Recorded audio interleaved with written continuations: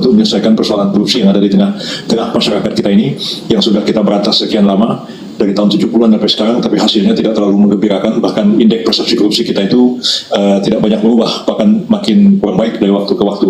Dan tugas kita sebenarnya adalah memperbaiki indeks persepsi korupsi itu, dan sekaligus juga kita menegakkan hukum secara efektif dan kemudian efisien, dan kemudian menyadarkan orang atas kekeliruan perilakunya. Dan yang paling penting, kita mengembalikan aset recovery, mengembalikan uang negara yang kata Pak Prabowo tadi itu telah mereka curi. Nah, itu yang sebenarnya menjadi target utama, dan kita sebenarnya mengevaluasi juga sebenarnya aturan-aturan tindak pidana korupsi kita sekarang.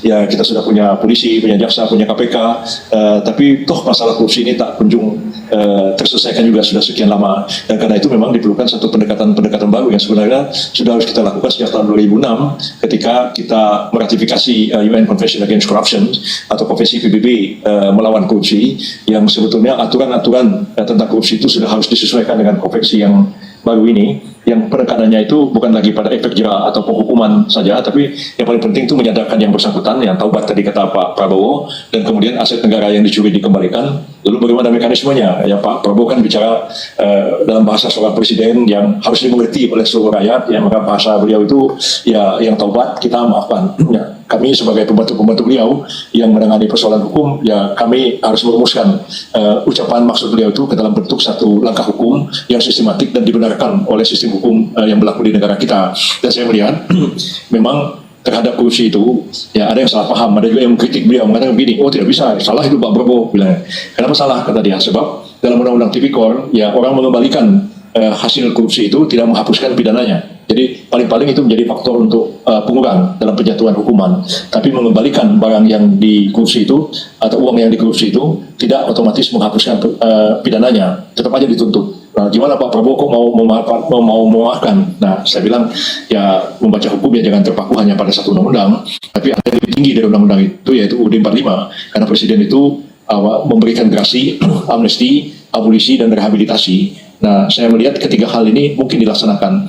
Tapi kalau gerasi itu dimajukan oleh orang perseorangan mohon ke Presiden, dan itu nggak ada negosiasi. Kembali dulu, ada nggak bisa. Tapi yang paling mungkin sebenarnya adalah Presiden memberikan amnesti dan abolisi. Abolisi itu terhadap orang yang sedang diperiksa, disidik, melakukan satu tindak pidana yang masih proses, mungkin juga sedang diadili. Atau orang itu sebenarnya dia itu bakal jadi tersangka, tapi dia buru-buru mengatakan, udah saya mau kembalikan lagi. Nah, lalu orang-orang seperti ini itu diberikan abolisi. Jadi perbuatannya itu memang ada, tapi diabolish, artinya dihentikan proses hukumnya karena ada satu kesepakatan bersama. Jadi misalnya saya dulu mengurusi amnesti abolisi terhadap mereka yang secara politik berseberangan dengan pemerintah Orde Baru. Itu terjadi pada masa Pak Habibie. Pak Habibie melakukan amnesti dan abolisi terhadap orang yang dipenjarakan dan orang yang diadili, diproses karena mereka punya pendapat politik yang berbeda dengan Orde Baru. Dikasih amnesti semua.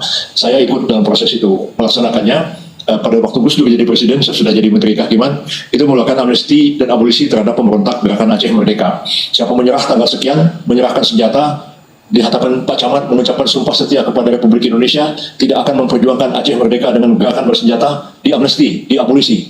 Nah, itu terus jadi Menteri Kehakiman, ada Ketua Pengadilan Negeri Medan telepon saya, Pak Menteri Kehakiman, Bapak di TV mengumumkan amnesti, ini saya lagi ngadilin GAM, gimana nih, mau diteruskan atau tidak? Sebenarnya siapa namanya? Oh, itu masuk dalam orang yang di amnesti. Dihentikan sidangnya, orangnya dibawa ke kantor camat, dia mengucapkan sumpah kepada Republik Indonesia, setia pada Republik, tidak akan senjata lagi, dia di amnesti. Jadi niat baik Pak Prabowo mau memanfaatkan taubat, harta yang dicuri dikembalikan itu, nah kami memikirkan langkah hukumnya. Mungkin kami akan menyusun draft keputusan Presiden tentang amnesti dan tentang abolisi. Dan nanti orang-orang yang misalnya terlibat korupsi, sedang disidik, sedang dituntut di pengadilan, dikasih abolisi atau dikasih amnesti apabila mengembalikan kerugian negara yang dicuri. Atau orang sudah dipidana, sudah dihukum, sudah disuruh mengembalikan kerugian negara, oh masih ada, oh Pak saya diadili, mengganti rugi uang penggantinya misalnya 1 triliun, padahal Pak saya itu masih lebih banyak yang saya ambil, yang tidak saya bayar pada negara, pajak dan lain-lain, mungkin ada 3 triliun, ini Pak saya tambahin 2 triliun, saya kembaliin, di amnesti. Nah, itulah bahasa hukumnya. Tapi kalau bahasa Pak Prabowo supaya rakyat mengerti, ya bahasanya itu bahasa yang dipahami semua orang. Pokoknya siapa yang taubat menyerahkan hasil yang dicuri akan kita maafkan. Nah, itu bahasa beliau itu betul. Jadi presiden kan nggak bisa kayak saya ngomong. Kalau saya kan ngurusin hukum, bahasanya bahasa hukum. Kalau presiden itu harus ngomong dalam bahasa yang dimengerti oleh seluruh rakyat. Gitu. Baik, tapi kalau mekanismenya sudah ada Pak Yusril, bagaimana kemudian mengajak para koruptor untuk mau mengakui perbuatannya, karena ini kan korupsi, ini kan merupakan kalau kita anggap adalah perbuatan yang melanggar hukum, lalu bagaimana mereka mau sukarela untuk seperti bernegosiasi kepada negara supaya tadi dimaafkan? Ya kan begini, ini kan ada tenggat waktu. Barang siapa yang menyerahkan ini, selamat-lamanya tanggal sekian, diamnesti. Kalau lewat tanggal itu dia tidak melakukan apa, dia ditangkap, dia diadili. Ya, misalnya contoh, waktu pertama kali ya amnesti itu diberikan kepada mereka terlibat dalam pemberontakan PRRI Permesta. Itu disebutkan oleh Bung Karno, barang siapa yang menyerah tanggal sekian, itu ada namanya amnesti umum. Dan cukup banyak tokoh menyerah, termasuk Pak Muhammad Nasir, Pak Syafruddin Perwira Negara, Burhanuddin Harahap, itu datang ke satu daerah, mereka menyerah. Nah, dan diamnesti. Nah, nanti juga kita sedang merumuskan draft hukumnya, Pak. Misalnya kita mengatakan, misalnya 1 Agustus 2025, ya. Setiap orang yang merasa melakukan tindak pidana korupsi, baik sedang dia diproses penyidikan, baik yang dituntut sedang diproses di persidangan, ataupun yang sedang divonis, yang mengembalikan kerugian negara selambat-lambatnya 1 Agustus tahun 2025 di amnesti. Nah, kalau orang itu 1 Agustus dia tidak, padahal dia korupsi, dia tidak menyerahkan kerugian, mengambil kerugian, dia ditangkap. Itu sederhana aja masalahnya.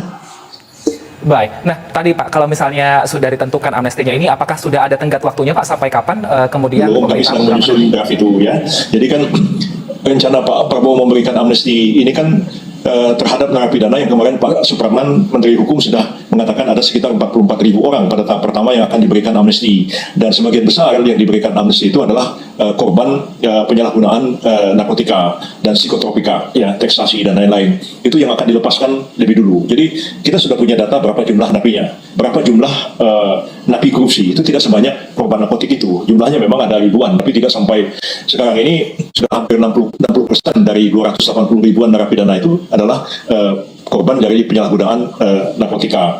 Nah, jadi mereka yang korupsi ini juga dikaitkan dengan amnesti dan abolisi itu. Jadi kan kita punya data nih, jaksa, polisi, KPK yang sedang menyelidik orang berapa, yang sudah dipidana berapa. Nah, di samping itu kan orang ada dengan kesadarannya sendiri. Ya, kadang-kadang misalnya ada pengusaha atau ada pejabat di daerah, bupati, anggota DPRD, ataupun di pusat juga, pejabat di pusat, merasa, saya nih, ada uang negara ya 5 miliar, tapi belum ketahuan nih, nggak ada apa-apa. Ya, saya dengan kesadaran sendiri, ya Pak Prabowo tadi bilang, diam-diam mengembalikannya kepada negara. Jadi untuk menjaga nama baik orang itu, mungkin juga karena dia hilaf, mungkin juga dia salah, dia keliru, nah dengan kesadarannya sendiri. Jadi misalnya masalah pajak, misalnya kan, akhir-akhir ini pajak kan lagi-lagi nyerempet ke korupsi juga. Mungkin juga, dia ngitung pajaknya mungkin keliru, atau salah, atau kurang bayar, apa segala macam. Nah itu, diam-diam dia selesaikan. Nah Pak Prabowo mengatakan, ya mungkin cara pengembaliannya diam-diam. Itu mungkin tidak perlu diumumkan namanya dalam daftar orang-orang yang diberi amnesti. Itu salah satu. Kalau sekait dengan pajak misalnya, itu ada rencana juga pemerintah mengeluarkan amnesti pajak pada tahun 2025 yang akan datang. Nah itu bukan dia korupsi, tapi ada hak negara pada dirinya. Seharusnya dia bayar pajak 1 juta, dia baru bayar pajak 500.000 misalnya. Jadi dia mau bayar kekurangan pajaknya, dan itu dengan teks amnesti semua juga selesai, nggak bisa diampuni. Jadi kira-kira apa yang Pak Prabowo katakan, siapa yang mengembalikan, siapa ini tidak akan dimaafkan. Kan rakyat kan udah tahu teks amnesti yang sudah pernah dilaksanakan dulu kan, ya orang kurang bayar pajak, ya dia bukan ini saya belum bayar, sekarang saya bayar pajaknya. Kan di teks amnesti, ya, diampuni pajaknya. Ya, kira-kira seperti itulah. Ya. Baik, kami akan nantikan Pak Yusril seperti apa keputusan dan juga mekanismenya nanti dari pemerintah mengenai amnesti untuk koruptor ini. Terima kasih atas waktu dan juga informasinya, Menteri Koordinator Bidang Hukum, HAM, Imigrasi. Ini supaya penegakan hukum korupsi itu ada gunanya bagi rakyat. Karena uang dikembalikan masuk APBN, bisa ngasih subsidi, bisa ngasih beasiswa segala macam. Tapi kalau cuma orangnya ditangkap ini masukin penjara, ya perusahaannya jadi bangkrut, itu jadi pengangguran, negara nggak dapat pajak, cuma hukum orang doang. Ya, apa yang kita manfaat, apa yang kita terima dari itu, kita pulang nggak ada apa-apa. Jadi pendekatan Pak Prabowo itu sejalan dengan UN Convention Against Corruption yang seharusnya sudah kita ubah undang-undang korupsi kita itu pada tahun 2006. Tapi sampai hari ini ya sekian lama nggak dikerjakan. Baru sekarang kita mengerjakan sih. Ya mudah-mudahan ya dapat memperbaiki upaya kita dalam memberantas tindak pidana korupsi di negara ini. Baik, kita nantikan bersama. Kita akan ngobrol-ngobrol lagi nanti Pak Yusril ketika aturannya sudah diterapkan. Terima kasih atas waktu dan juga informasinya. Pak Yusril Iza Mahendra, sehat selalu Bapak. Ya Pak, terima kasih Pak. Assalamualaikum. Waalaikumsalam.